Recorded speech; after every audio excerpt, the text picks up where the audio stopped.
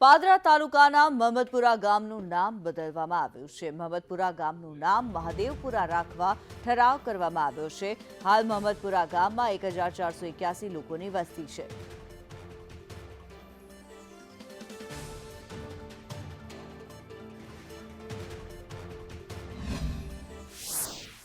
બે વિષય મુખ્ય અધ્યક્ષસ્થાનેથી લેવામાં આવ્યા છે, જેમાં પાદરા તાલુકાના મહમદપુરા ગામનું પાદરા તાલુકા ગ્રામ પંચાયત તેમજ તાલુકા પંચાયત શ્રીના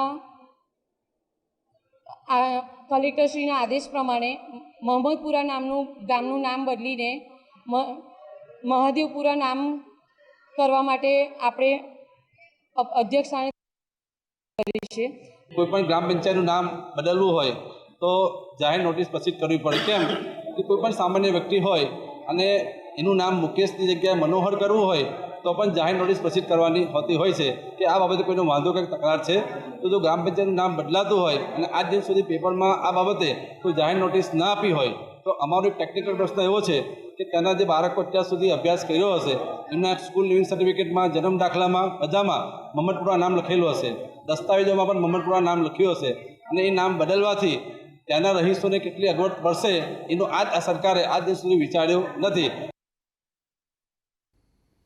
ત્યારે પાદરા તાલુકાના મહમદપુરા ગામનું નામ બદલવામાં આવ્યું છે। હવે આ નામ બદલીને મહાદેવપુરા રાખવા ઠરાવ પસાર કરવામાં આવ્યો છે। મહમદપુરા ગામ હવેથી મહાદેવપુરા તરીકે ઓળખાશે। હાલ મહમદપુરા ગામમાં 1481 લોકોની વસ્તી છે। ત્યારે મહમદપુરા ગામનું નામ બદલી નાખવામાં આવ્યું છે અને હવે મહમદપુરા મહાદેવપુરા તરીકે ઓળખાશે।